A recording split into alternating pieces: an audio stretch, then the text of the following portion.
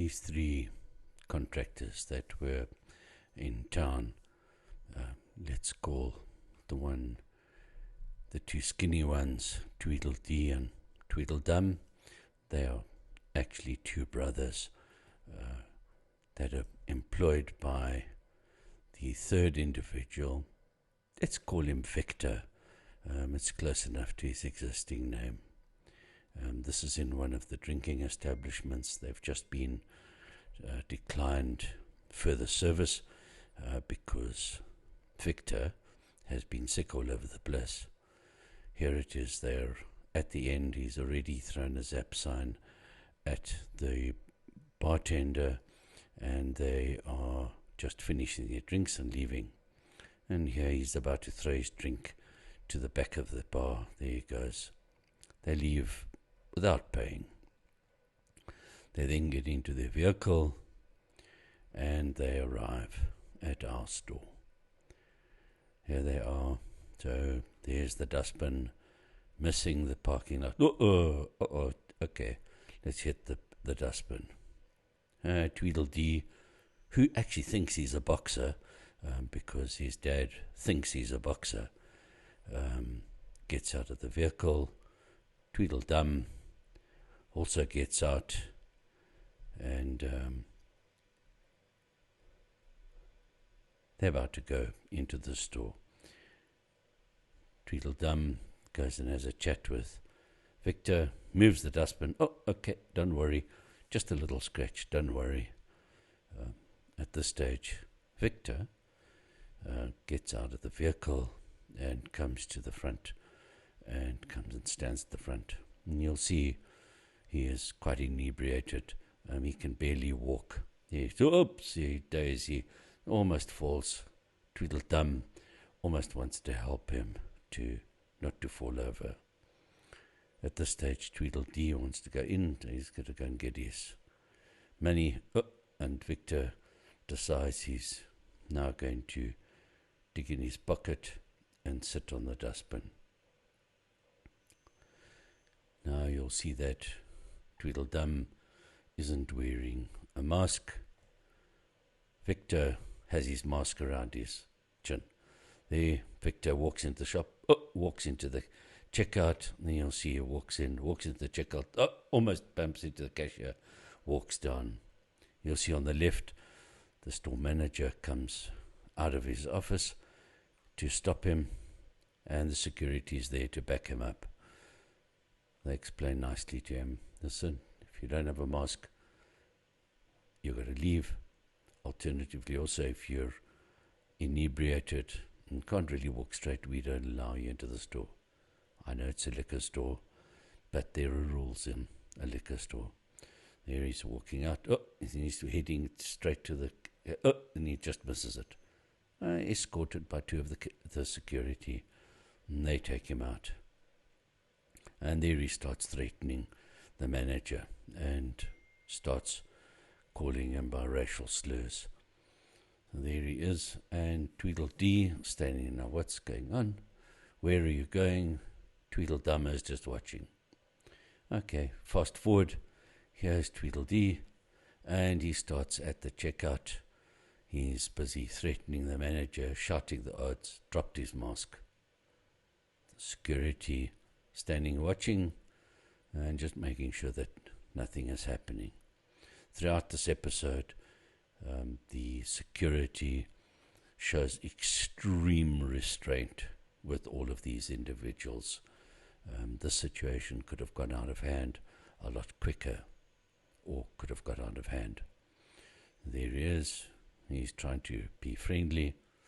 Here he comes, grabbing his trolley, threatening the manager. Racial slurs, racial slurs, racial slurs. Security, here it is, 3 security now, and say to him, excuse me, please leave. Tweedledum also comes in and on the action. Tweedledee thinks he's the man about town. As you can see, the threats, security come up behind him, say, excuse me, sir, can you please leave? Tweedledee is the aggressive one. Tweedledum gets escorted out. Tweedledee now pushes the 2 security, and actually at this point, security has every right to have actually got physical and removed him. They didn't. They restrained themselves. Just a slightly different angle here. Managers in his office not taking much attention. Here's Tweedledum being escorted. Tweedledee threatens them, pushes them out. And here's just a slightly different angle. And here's now the fourth security arrives. He's arrived from outside, and he's coming in. At this point, Tweedledee is making a big noise. Tweedledum is watching, and Victor Chickenshit is standing outside, just watching. And he's so drunk he actually doesn't know what's going on. So now they're for security, all being restrained. Tweedledee is shouting, and he keeps telling the security here to hit me. Here, slightly different angle from outside. And here a fifth security arrives. SSFF arrives as well. And you'll notice that in the background, another security vehicle will arrive at the same time.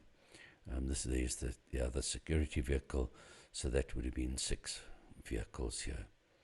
This chap is just outside, and there Mr. Boxer, Tweedledee, is deciding that he wants to start boxing. At this stage, all of the security still remaining calm. He's threatening them, got his shirt off, looks like he really wants to do a fight.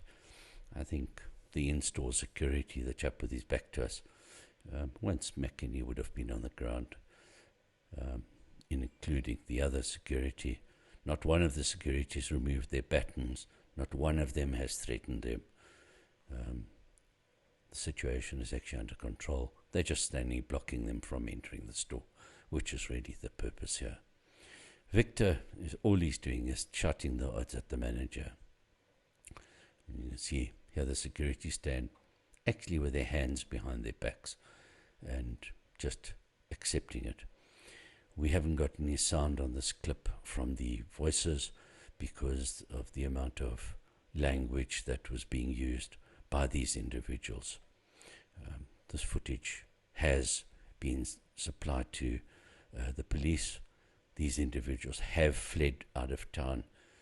They did eventually go and pay their account at the drinking establishment seen early on, and they are now back in their hometown of Meyerton. There's our head of security, owner of the company. As you can see, he takes no nonsense. He walks in and removes them. Security backs him up as they walk to the outside. Here he is, he's arriving, Mark. He walks in, grabs the guys. There he is. Explains to him in words of a single syllable that it's time for them to leave the shop. They take their boss, Victor, with them. Tweedledum pretends to be very brave and comes in as the backup here. It should be noted that all of the security backup, the owner, the chap in the check shirt, Mark, and Tweedledum is now looking very brave. Victor is pretending to be brave, and Tweedledee is way back in the background, really not. And you see that the one security shaking his hand, he's actually prepping his pepper spray, ready to give them a good blast if they don't pay attention. This is the right procedure. No violence. Rustig. Here comes an extra individual that's a friend of Mark, and he stands and backs him up on the side. Oh, Tweedledee, very brave boxer man, decides he's getting in the car. Leave my brother outside. Oh dear. Boetie, laat my in asseblief. And brother is let into the vehicle. And Victor gets into the vehicle. Now one must realize that these individuals drove a distance of probably 30 kilometers in this inebriated state to where they were staying for the night on Monday. They're actually pool contractors, and they were working in a place called Marloth Park. these individuals are known in the area when they do come down that they are actually hooligans. I do suspect after this that they may not be welcome in our town anymore. So, goodbye to the three from Meyerton.